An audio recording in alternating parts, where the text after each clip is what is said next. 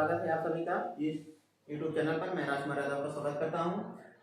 दोस्तों, आज मैं एक नया चैप्टर लेके आपके इस YouTube चैनल पर हाजिर हूं, जो कोऑर्डिनेट ज्योमेट्री, जिसको हम हिंदी में क्या बोलते हैं, निर्देशांक ज्यामिति। एग्जाम में, हाई स्कूल बोर्ड के एग्जाम में इसमें से 5 नंबर का क्वेश्चन आपसे पूछा जाता है। तो बहुत ही आसान है जो क्वेश्चन आपसे पूछा जाता है, बस आपको फार्मूला थोड़ा याद रखना है। तो आज हम केवल आपको फार्मूला बताएंगे, कौन कौन से फार्मूले इस चैप्टर में होते हैं। देखिए, सबसे पहले तो आप कोऑर्डिनेट समझिए क्या होता है। एक कोऑर्डिनेट है, कोऑर्डिनेट मतलब चतुर्थांश ना। क्वाड्रेंट मींस क्या होता है, चतुर्थांश। चतुर्थांश क्यों बोलते हैं, क्योंकि इसमें 4 हिस्से होते हैं और चारों हिस्से क्या है, समकोण पे बटे हुए हैं ना। तो 4 भाग होते हैं, इसलिए इसको हम क्या बोलते हैं, क्वाड्रेंट। तो क्वाड्रेंट देखिए, कौन पहला है, कौन दूसरा, कौन तीसरा, कौन चौथा। 4 भाग हैं, चारों में से कौन पहला है, इसको पहला माना जाता है। एक फर्स्ट क्वाड्रेंट है, और ये क्या है, सेकंड है, ये क्या है, थर्ड है, और ये क्या है, फोर्थ। ये आपका क्वाड्रेंट है, फोर्थ। ये आपका क्या है, क्वाड्रेंट है, यानी चतुर्थांश हिंदी में बोलते हैं। तो अब इसमें थोड़ा चिन्हों के बारे में जान लीजिए। मैंने आपको बताया था ट्रिग्नोमेट्री में, थोड़ा इसके बारे में बताया था, आज फिर इसके बारे में बता रहे हैं, क्योंकि इसमें इसी का यूज है। तो पहले चतुर्थांश में जो होता है, चिन्ह क्या रहता है, प्लस प्लस। प्लस प्लस क्यों रहा, देखिए ये एक्स अक्ष है और ये मूल बिंदु है। मूल बिंदु से अगर हम राइट साइड में जाएंगे तो प्लस में जाएंगे, और लेफ्ट साइड आएंगे तो क्या आएंगे, माइनस में। और मूल बिंदु से ऊपर जाएंगे तो प्लस में जाएंगे, नीचे जाएंगे तो माइनस में। ये वाई अक्ष है, ये क्या है, एक्स अक्ष। ये एक्स अक्ष को हम क्या बोलते हैं, और एक नाम से बोलते हैं भुज। क्या बोलते हैं, भुज। और वाई अक्ष को एक नाम से बोलते हैं क्या, कोटि। दूसरा नाम इसका क्या है, कोटि। देखिए, अब ये मूल बिंदु है। मूल बिंदु से अगर हम इधर जाएंगे तो प्लस में जाएंगे, इसलिए यहाँ प्लस लिया गया। अगर यहाँ से अगर ऊपर जा रहे हैं वाई अक्ष की तरफ तो तब भी प्लस रहेंगे, इसलिए इसमें क्या होते हैं, दोनों प्लस प्लस होते हैं। अब इधर आ जाए दूसरे वाले में, मूल बिंदु से अगर हम इधर आ रहे हैं तो माइनस आएगा, और ऊपर जाएंगे तो क्या आएगा, प्लस। दूसरे वाले में कौन सा चिन्ह होगा, माइनस और प्लस, माइनस और प्लस। तीसरे वाले में क्या चिन्ह होगा, इधर आएंगे तब भी माइनस, नीचे जाएंगे तब भी माइनस। यानी तीसरे वाले में जो चिन्ह होगा आपका बिंदु का, वो किस में होगा, माइनस माइनस होगा। तीसरे वाले चतुर्थांश में बिंदु का अगर जो भी चिन्ह रहेगा, जो भी बिंदु इसमें रहेंगे, दोनों क्या रहेंगे, माइनस माइनस। और दूसरे वाले में रहेंगे तो एक माइनस एक प्लस, और पहले वाले में रहेंगे तो दोनों प्लस प्लस रहेंगे। अब चौथा बचा है, चौथे में क्या चिन्ह रहेगा, अगर हम इधर जाएंगे क्या आएगा, प्लस में, और नीचे आएंगे क्या आएगा, माइनस में। यानी चौथे चतुर्थांश में क्या रहेगा, चिन्ह प्लस और माइनस। तो ये था चतुर्थांश। बिंदु को समझने के लिए प्रश्न में जब आप बिंदु देगा, दो बिंदुओं के बीच की दूरी निकालना है, तो चिन्ह इसी के माध्यम से आप समझना, चिन्ह कौन सा रहेगा, कौन चतुर्थांश में है, प्लस में रहेगा, माइनस में रहेगा, इसी से समझा जाएगा। तो ये था आपका क्या, चतुर्थांश। अब इससे रिलेटेड कुछ सूत्र हम आपको बताते हैं। सूत्र क्या है, दो बिंदुओं के बीच की दूरी, दो बिंदुओं के बीच की दूरी। सबसे पहले बिंदु जो भी दिया रहे उसको चतुर्थांश पे के हिसाब से समझ लेना, कौन से चतुर्थांश में है। दो बिंदुओं के बीच की दूरी अगर निकालना होगा तो सूत्र क्या लगेगा, यही लगेगा। क्या सूत्र है, दो बिंदुओं के बीच की दूरी बराबर करड़ी में x1 माइनस x2 का whole square plus y1 minus y2 का होल स्क्वायर। ये आपका सूत्र है। अब देखिए, दो बिंदु, जैसे मान लीजिए चतुर्थांश है, एक बिंदु आपका क्या है, यहाँ है, और एक यहाँ है। अब इसके और इसके बीच की दूरी हम निकालना चाहते हैं, इसके बीच की दूरी निकालना चाहते हैं। एक को हम क्या मान लेते हैं, एक P बिंदु मान लेते हैं। P को देखो यहाँ, इस पे x का मान क्या रहेगा, बिंदु P है क्या, इस पे x और y अक्ष दोनों का मान क्या होगा, x और y मान लेते हैं। और ऐसे एक क्या है, Q बिंदु है, इस पे x और y क्या रहेंगे। सबसे पहले तो इसको क्या करिए, थोड़ा अंक मानिए, ये क्या होगा, x1 और ये क्या होगा, y1। अब इसको मानेंगे क्या, x2, और क्या मानेंगे, y2।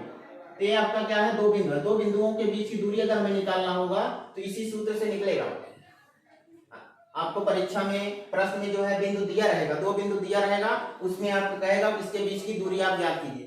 दूरी ज्ञात करने के लिए जब भी कहेगा तो ऐसे बिंदु दिया रहेगा तो उसी में बस फार्मूले मान रखना है। x1 का मान x1 की जगह, y1 की जगह x2 का मान x2 की जगह, ऐसे y1 का मान y1 की जगह, y2 का मान y2 की जगह रख देंगे। उसके बाद जैसा हल करते हैं a प्लस बी का होल स्क्वायर या जैसे भी हल करिए, हल करेंगे तो आपका दो बिंदुओं के बीच की दूरी आ जाएगा। अब क्या है, मूल बिंदु से किसी बिंदु की दूरी। अगर मूल बिंदु से किसी बिंदु की दूरी निकालना है, मूल बिंदु से किसी बिंदु की दूरी निकालना है तो आइए देखते हैं इसको कैसे समझेंगे। जैसे मान लीजिए आपको हमने क्या बताया, ये मूल बिंदु है। मूल बिंदु से आप किसी बिंदु की दूरी निकालना चाहते हैं। जैसे मूल बिंदु यह है, बिंदु कोई बिंदु यही है, चाहे इधर है चाहे इधर, चाहे जहां रहेगा उसके और उसके बीच की दूरी अगर निकालना चाहेंगे तो कैसे निकलेगा। मूल बिंदु से दूरी, जैसे मान लेते हैं यहाँ ए है कोई बिंदु, अब ए की जगह इसको बिंदु क्या मानते हैं, एक्स और वाई मान लेते हैं। तो मूल बिंदु से किसी बिंदु की दूरी अगर निकालेंगे तो फार्मूला क्या होगा, एक्स का स्क्वायर प्लस वाई का स्क्वायर, एक्स का स्क्वायर प्लस वाई का square. X square y square क्या हुआ, क्योंकि मूल बिंदु है 0 0, दो बिंदुओं वाला सूत्र इसमें भी लगेगा, लेकिन x1 y1 की जगह क्या रहेगा, 0 0 रहेगा, इसलिए यहाँ क्या आएगा x square plus y square करने में। ये आपका मूल बिंदु, जब भी मूल बिंदु से कोई बिंदु की दूरी पूछे तो यही फार्मूला लगेगा। अब तीसरा फार्मूला क्या है, किसी बिंदु P x y के निर्देशांक जो बिंदु A और B को जोड़ने वाले रेखाखंड को m1 और m2 के अनुपात में आंतरिक रूप से विभाजित करता है। कैसे आंतरिक रूप से विभाजित करता है। किसी बिंदु P के निर्देशांक जो बिंदुओं A और B को क्या करता है, जोड़ने वाले रेखाखंड को m1 और m2 के अनुपात में विभाजित करता है। जैसे मान लीजिए, आइए देखते हैं इसको कैसे देख समझेंगे। अब कोई रेखा है, क्या है, कोई रेखा है, मान लीजिए यही कोई रेखा है। अब A और B है, क्या है, A और B है, यहाँ B मान लीजिए और यहाँ A और B है। अब इसका बिंदु का निर्देशांक दिया हुआ है, क्या दिया है, देखिए A का निर्देशांक कितना दिया है, x1 y1, x1 और y1, और B का निर्देशांक क्या दिया है, x2 और y2। ये आपका बिंदु B का निर्देशांक है। कह रहे हैं कोई जोड़ने वाले रेखाखंड को m1 और m2 के अनुपात में आंतरिक रूप से क्या कर रहा है, विभाजित करता है। कौन, P। इसी पे एक बिंदु P ले लीजिए, क्या ले लीजिए, P, और इसका निर्देशांक क्या है, x और y। ये क्या कर रहा है, आंतरिक रूप से विभाजित कर रहा है। किस कितने के अनुपात में, m1 और m2 के अनुपात में। m1 और m2 मान लेते हैं, एक हिस्सा क्या हो गया, m1 हो गया, और एक हिस्सा क्या हो गया, m2 हो गया। जब भी ऐसा क्वेश्चन आए तब फार्मूला क्या लगेगा, आंतरिक रूप से विभाजित करता है तो बिंदु का निर्देशांक क्या होगा, m1 x2 plus m2 x1 अपान m1 प्लस m2। ये x का मान होगा, x वाले का मान आएगा, और यहाँ m1 y2 plus m2 y1 बटा m1 प्लस m2, ये y वाले का मान आएगा। यहाँ x का मान इस a है और y का मान a होगा, जब इसमें रख के हल करेंगे तब ना। तो जब भी ये फार्मूला, जब भी ऐसा क्वेश्चन आएगा तो ये फार्मूला लगेगा, आंतरिक रूप से और बाह्य रूप से कहेगा। जब बाह्य रूप से कहेगा फर्क बस इतना है, जहां प्लस रखे हैं सूत्र में वहां क्या रखेंगे, माइनस रखेंगे। कब, जब कहेगा बाह्य रूप से विभाजित करता है। यहाँ जहां आंतरिक रूप से कह रहा है वहां अगर बाह्य रूप से विभाजित करेगा तब यहाँ क्या हो जाएगा, माइनस हो जाएगा। तो इसको हम आगे सवाल में आने वाले सवाल में आपको बताएंगे। केवल आप आज फार्मूला इस वीडियो में बताया जा रहा है आपको याद करने के लिए। चौथा फार्मूला क्या है, दो बिंदुओं को जोड़ने वाले रेखाखंड के मध्य बिंदु के निर्देशांक, दो बिंदुओं को जोड़ने वाले रेखाखंड के मध्य बिंदु के निर्देशांक। जैसे मान लीजिए यही दो बिंदु है A और B, इसी का बीच का जो मध्य बिंदु है इसका निर्देशांक कैसे निकालेंगे। फार्मूला बहुत आसान है, दो बिंदु अगर दिया रहेगा तो मध्य बिंदु का निर्देशांक निकालने का फार्मूला क्या है, x1 प्लस x2 बटा 2 और y1 प्लस